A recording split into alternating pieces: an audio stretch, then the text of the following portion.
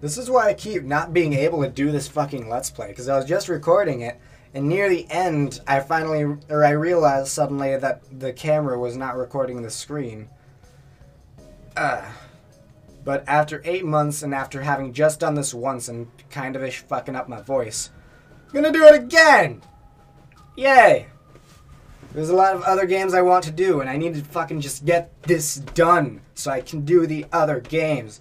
And find out about the fucking ending of this game, finally. Suddenly, Seven's eyes shot open. That's it! I remember now! That woman, she's on this boat! That woman? Alice! Who's Alice? Come on, the woman who will melt at room temperature! Huh? It became clear to Seven that Junpei had no idea what he was talking about. He ran his hand across his face and took a deep breath. You know how the Titanic sank on April 15th, 1912, right? Yeah. More than 1,500 people died. Worst maritime accident in history. What about it? Did you hear about the boat that was sent to collect the dead bodies? I think that was the RMS Carpathia, right? It was a cruise liner, just like the Titanic. No, that was the ship that picked up the survivors. The ship that collected the dead bodies was the CS McCabe Bennett. The McCabe Bennett showed up on April 17th, 2 days after the accident.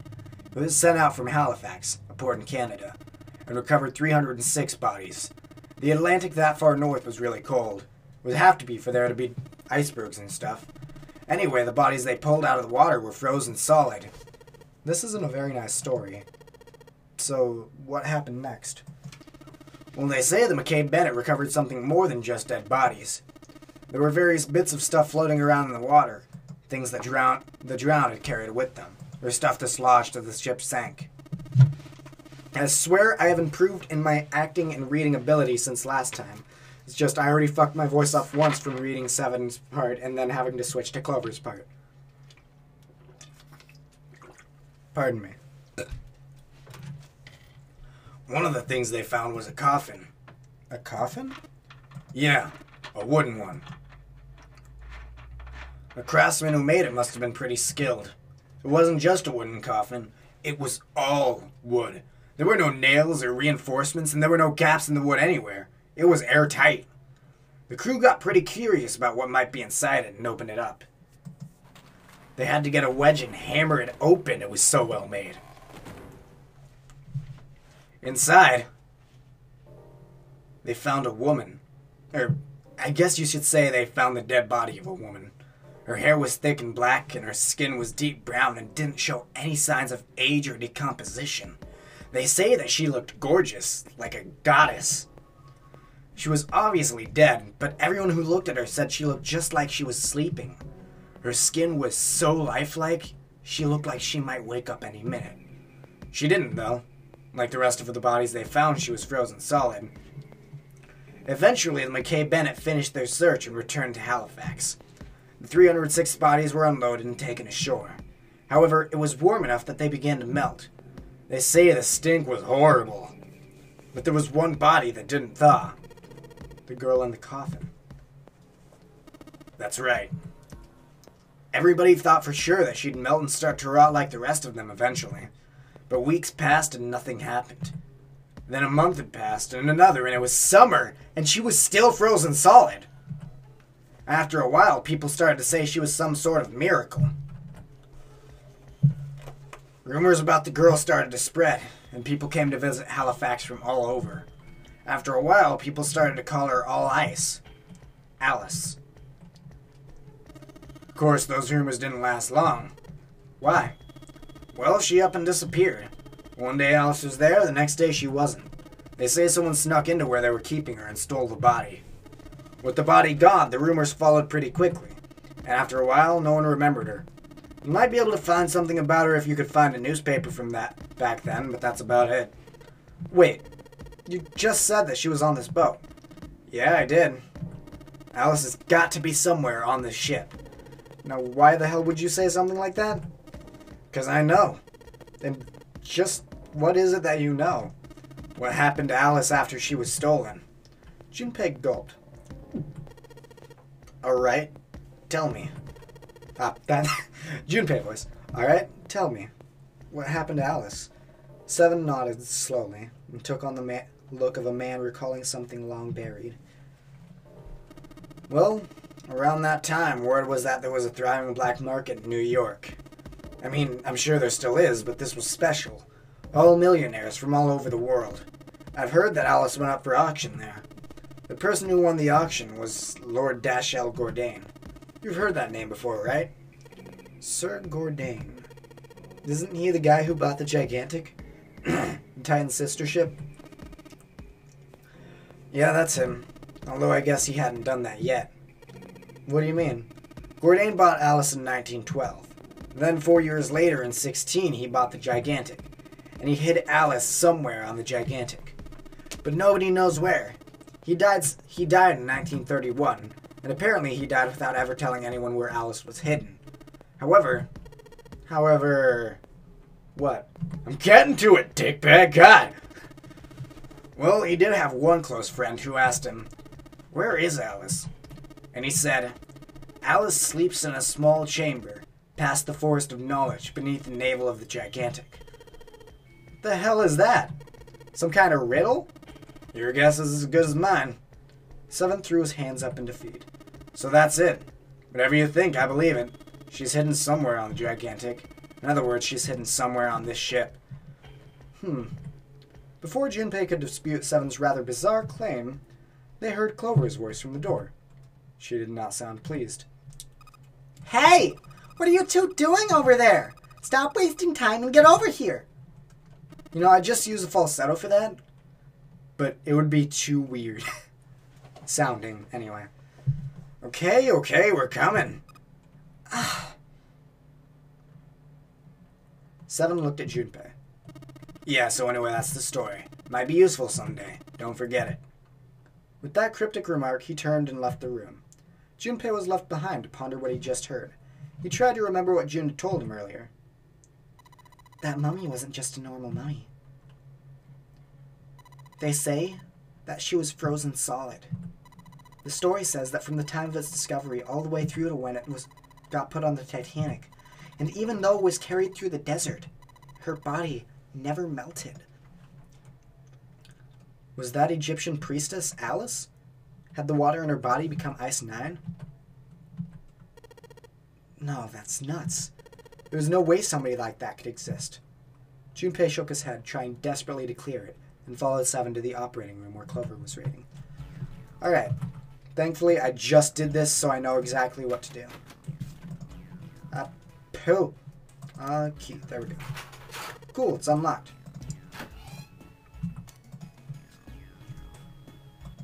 Alright. Blue liquid. Hey, the blue light just turned on. And I heard a noise. It sounded like something unlocking. Let's put in the red liquid next. That means the blue liquid's going back in the bottle for now.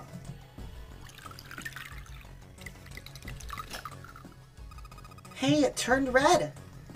Forget about that. Didn't you hear that just now?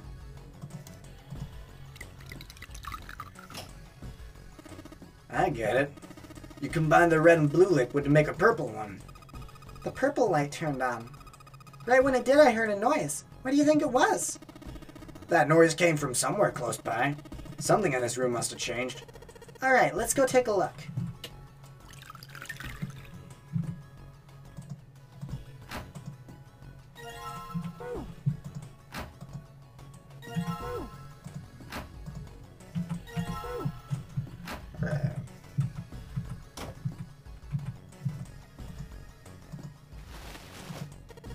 Okay, so we've collected the 6 parts of the medical mannequin.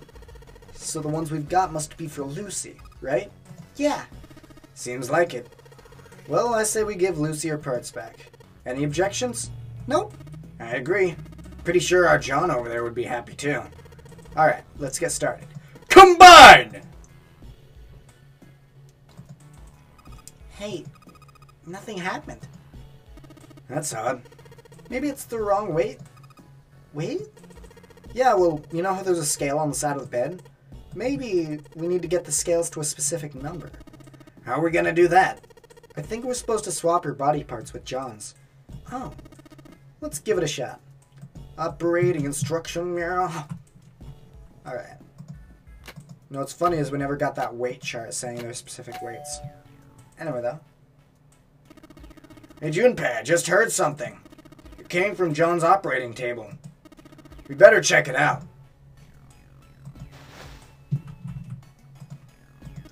Hey, Junpei, look at the scale.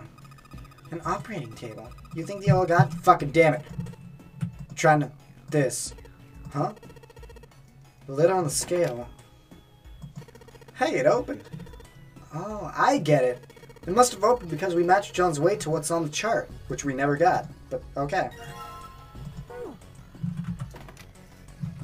Alright.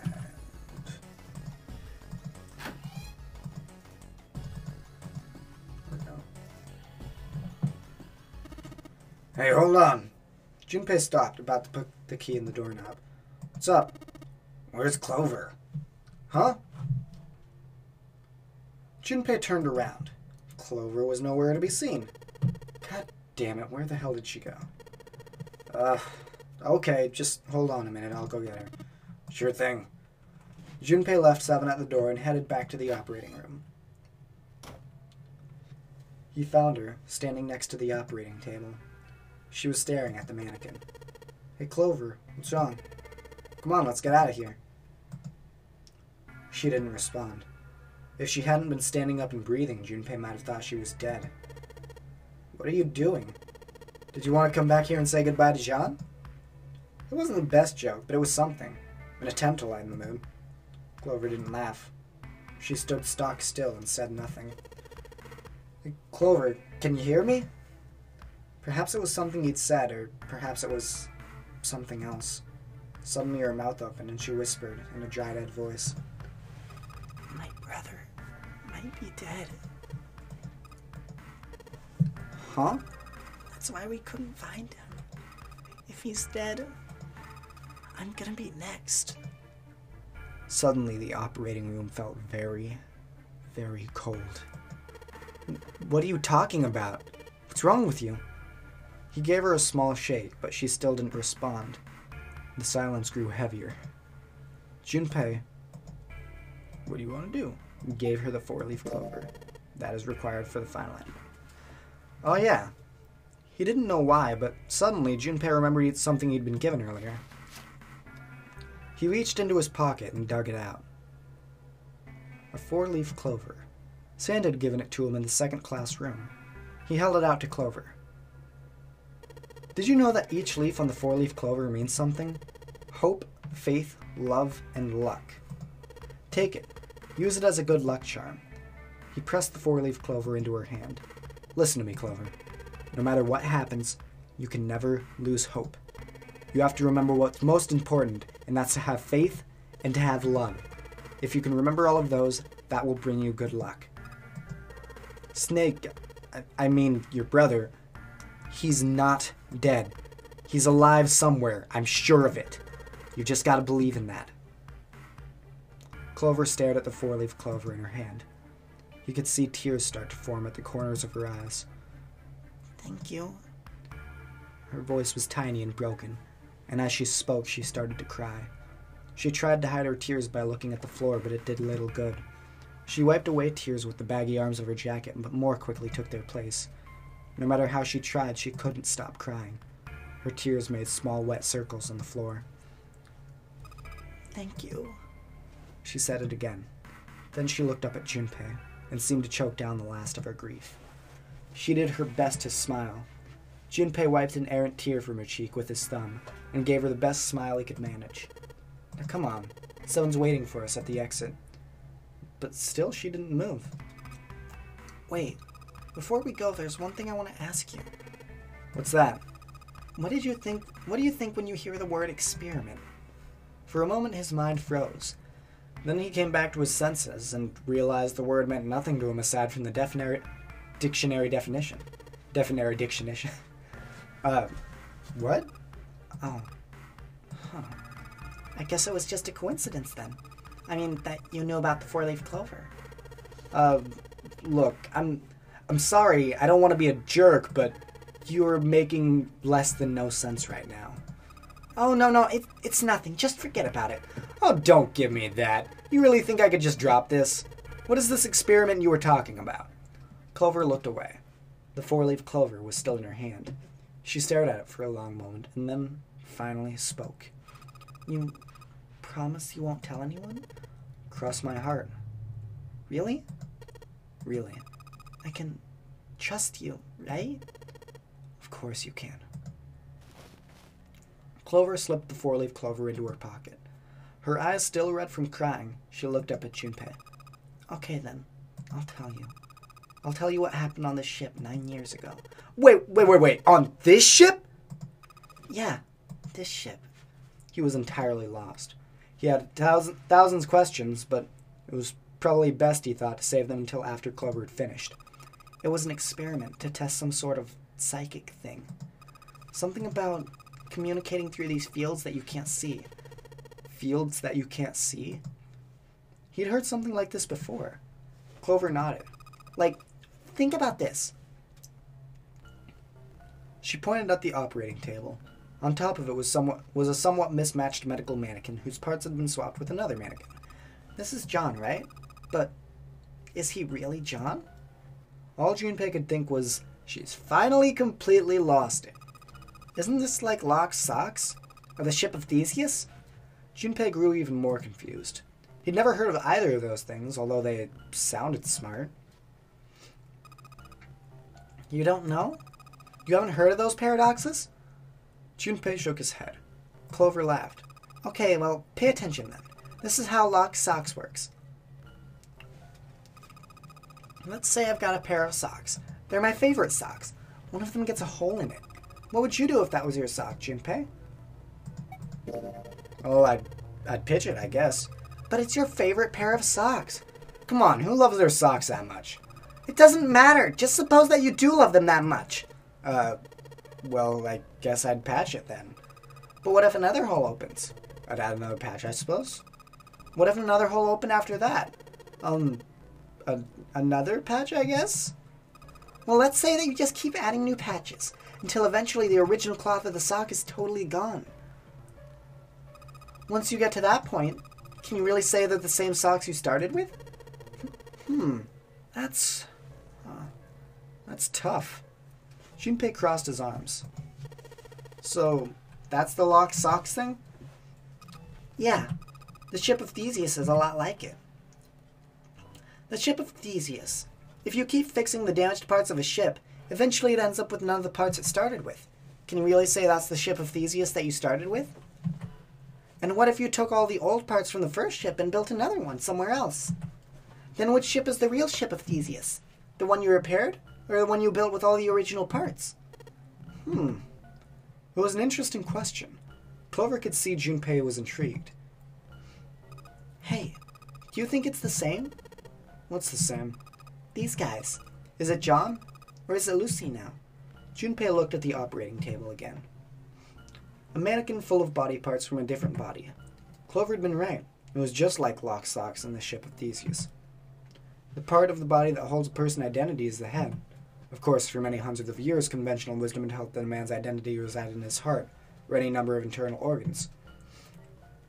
John's head and heart were both his, but apart from that and a single arm, the rest of his body had once been Lucy's. Was that mannequin really John? We're just like these mannequins. She looked at Junpei again. Think about it. The cells in our body change every day. Old ones die and new ones are born. Maybe part of my arm is made of stuff from a fish I ate once. Or maybe part of your right side is made from a cow you ate.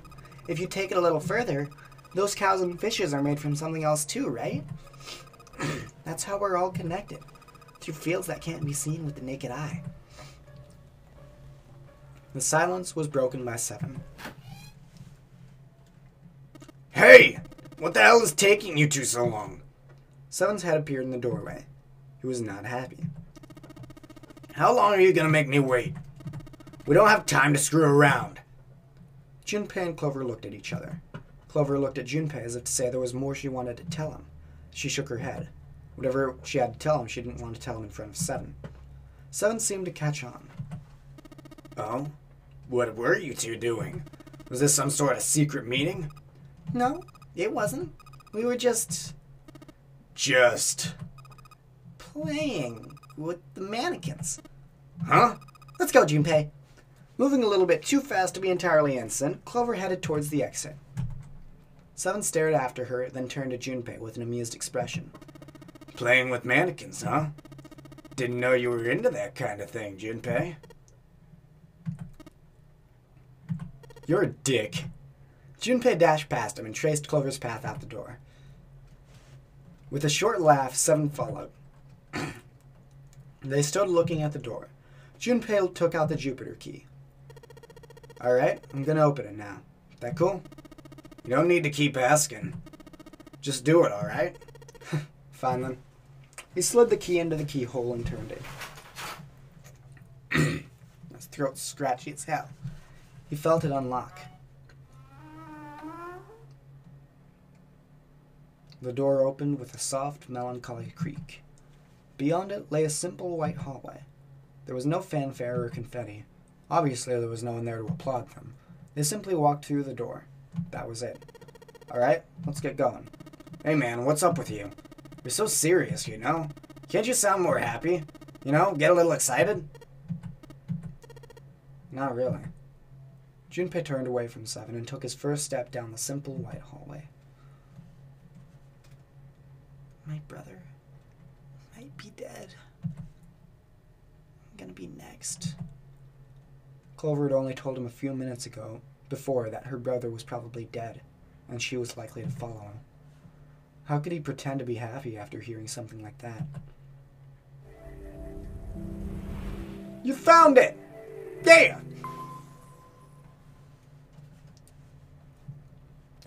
They left the operating room. The hallway took them around several corners and past several doors, but they were all locked. Seems like a good place to stop. I've got work in an hour. Constant step noises. Alright. Till next time. Yeah, and stuff and things. Peace.